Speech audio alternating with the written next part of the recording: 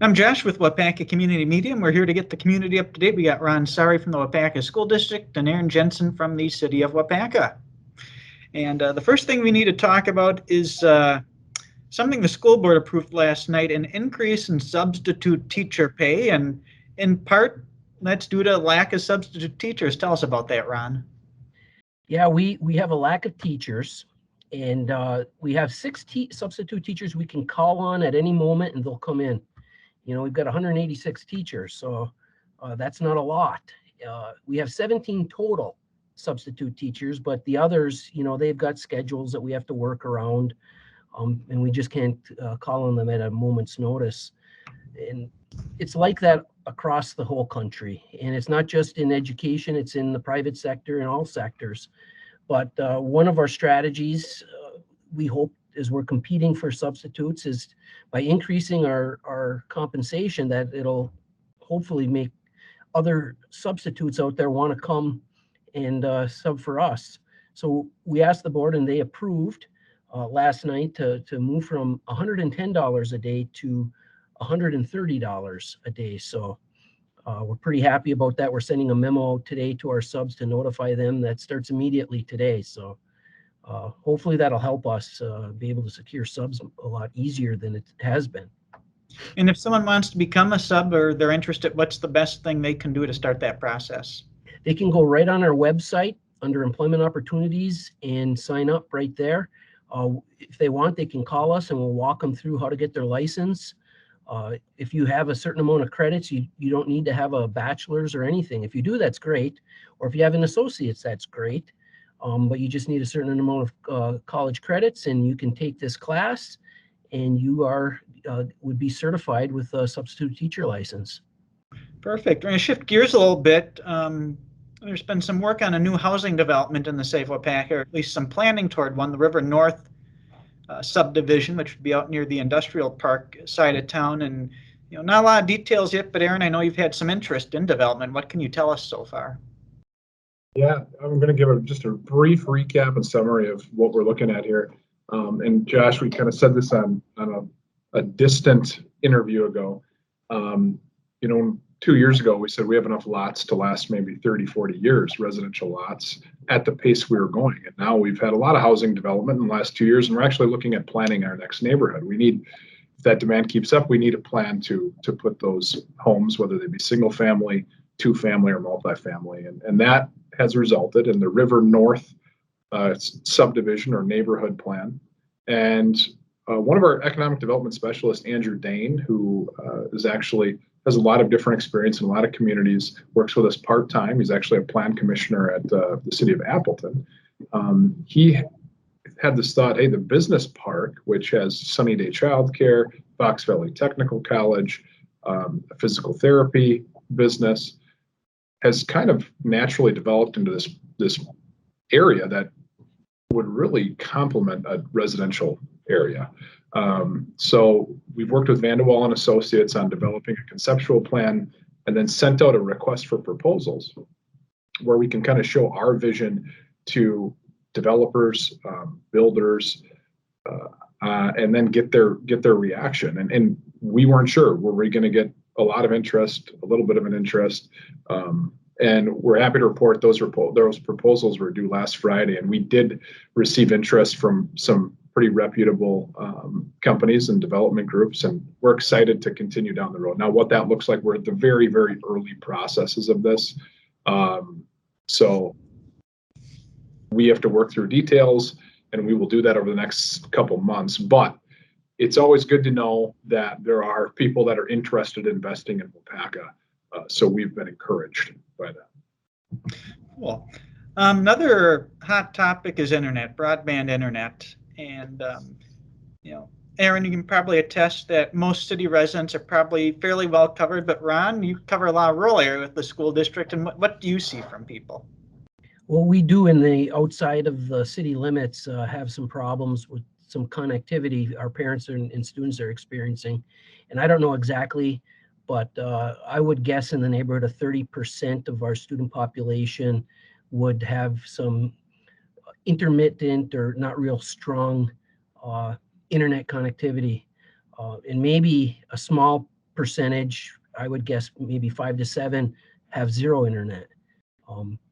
So yeah, having connectivity is an important piece for us, especially now with the kind of learning environment we're in, and knowing that if we have an inclement weather day, it's gonna revert to a remote learning day. So with internet, there are some ongoing, or the starts of some ongoing projects with some fiber being laid in the southwestern portion of the county, and sometime over the next handful of months, a number of internet towers for wireless internet are going up in the eastern portion of the county. And then what comes after that's the big question. And there's a survey out there for a countywide internet study to help plan or help shape what the priorities are and to help secure funding. And residents have until the end of the month to take this survey, and there's a link at cityofwaupaca.org. And the important thing is to take the survey at home because there is a speed test. So to get accurate information in, it's important to take it representing where you are. And hopefully it helps address some of those challenges that the school district has as things move forward. Some other really good news from the school district: balanced budget, and you don't want as much money from people. Tell us about that. Isn't it nice to be able to share some good news like that? Carl Hayek is our Director of Business Services, and he does a wonderful job balancing our budget and keeping our district financially solvent. And last night he presented the balanced budget for the proposed 21-22 school year here, and it'll be the third year in a row where our mill rate has gone down, and we're very pleased with that. Last year our mill rate was 7.51. And this year, the projected that we're going to be presenting at the budget hearing on Thursday, October 28th, will be 6.63. So that means that if everything else were equal, and if your house was valued at $200,000, your property taxes could go down $176 over the course of this upcoming year. So that's good news. Good news to be able to share. So that's a pretty drastic drop. And what's the biggest attribute to that happening? Well, part of it is due to the fact that we will be debt-free in March of 2022.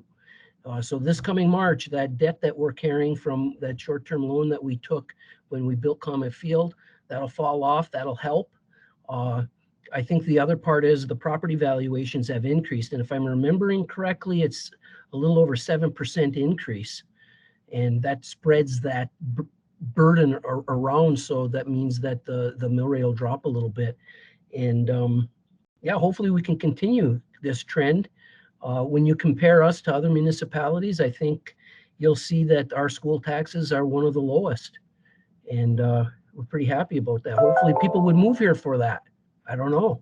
And I'd speculate all this new housing going in is probably helping out too. I think so. These are good problems to have. And want to close out, you're making some changes to high school graduation and how you recognize the seniors, and the board set the graduation date, and you're going to have a whole senior week. What's that all about? You know, we're a learning organization, and last year with COVID, we did a few things differently, and we added what's called Senior Signing Day, and it went so well, we're going to continue with it. So Senior Signing Day is a day where the kids who are after high school graduation going into the workforce or participating in an apprenticeship program, they sign, kind of like athletic college signing. We have a signing activity for them, and their parents and their employers are there, and it went very well. So what we're proposing, and the board approved last night, was to have this senior week culminating on a Wednesday, June 1st at 7 p.m. in the evening, with a variety of activities taking place. So starting with that senior signing day, and then the next day having senior attire day, where the seniors wear their favorite homecoming clothes, then a senior scholarship awards banquet, and then the day of graduation, we'd start out with the senior walk that's been going on for several years now, where the seniors with their cap and gowns walk through the WLC in the middle school, and then the graduation rehearsal followed by senior lunch, and then that evening graduation ceremony with our teachers present. And that was important for us to be able to have it on a weeknight so that our teachers could be present. We're going to wiggle around some other duties so that we can have them there. but it's important because it's a capstone of 13 plus years that we've been working with these students, and it's kind of like our final product. And it's a great celebration, and we'll be celebrating our seniors with our staff present. And I think it's going to be memorable. At least that's what we're planning for. Very cool. Well, Ron, Aaron, appreciate the update again this week as always. Thank you, Josh.